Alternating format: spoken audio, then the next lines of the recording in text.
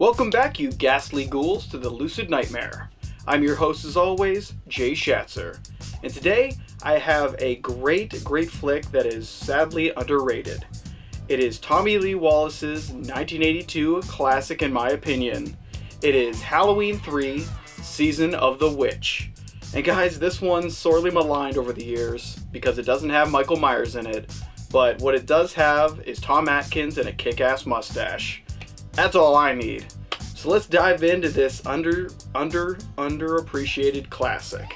Here is Halloween 3, Season of the Witch.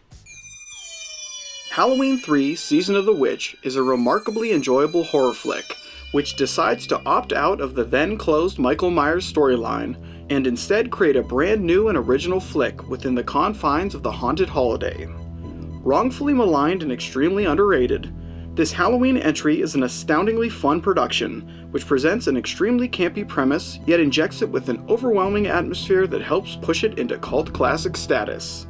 Spiritually demented and completely succinct with the holiday of Halloween, Halloween 3 Season of the Witch is a cinematic thrill ride that pegs a haunting tone and just rolls with it.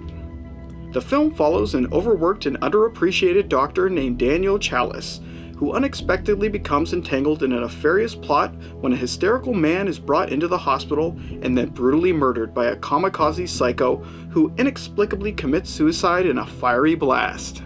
Shaken to his core, Dr. Chalice struggles to come to terms with the events of that wild night and embarks on a journey to find some answers.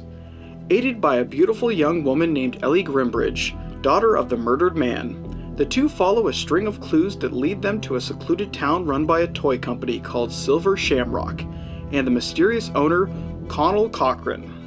Drenched in sinister intent and ancient Celtic rituals, Mr. Cochran has a plan to murder as many people as he can on Halloween night, and he's accomplishing this horrible task through the fabrication of his highly popular Halloween masks. Can Dr. Chalice and Ellie stop him before it's too late? Or are the children of America doomed? Tom Atkins takes on the dynamic role of Dr. Daniel Chalice, the stressed-out physician who finds himself in the most unusual of evil schemes. In true cult classic actor style, Atkins soars in the lead role of the film. He's expressive, charismatic, and all-around heroic, and with his iconic mustache in tow, he brings a constant barrage of badassness to the production.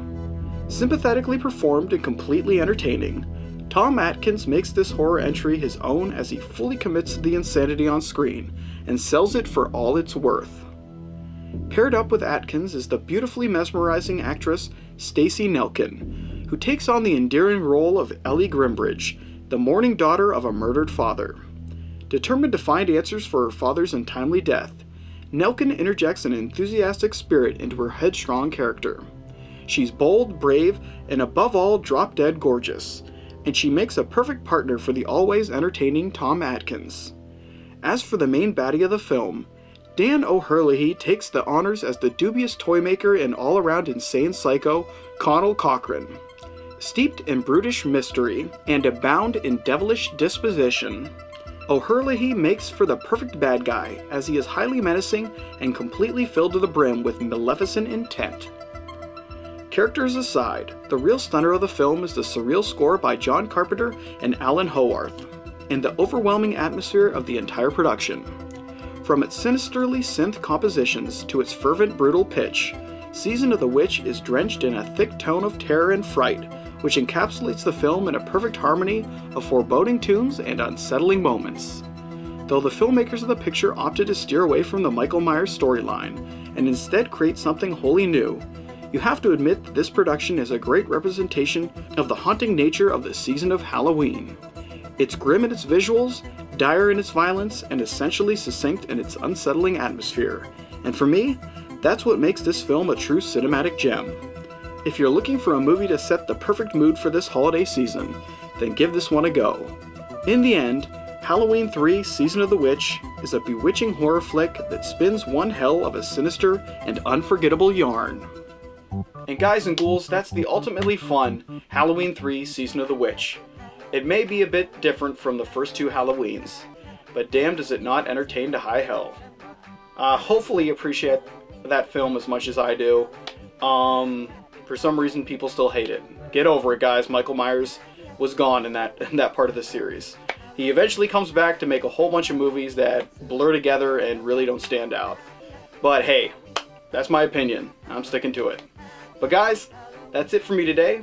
Hope you enjoyed that review, and I hope you like what I'm doing here. If you do, please like and subscribe. And if you have time, leave a comment below because I'd love to hear from you. But until then, I will see you at the next movie review. Take care.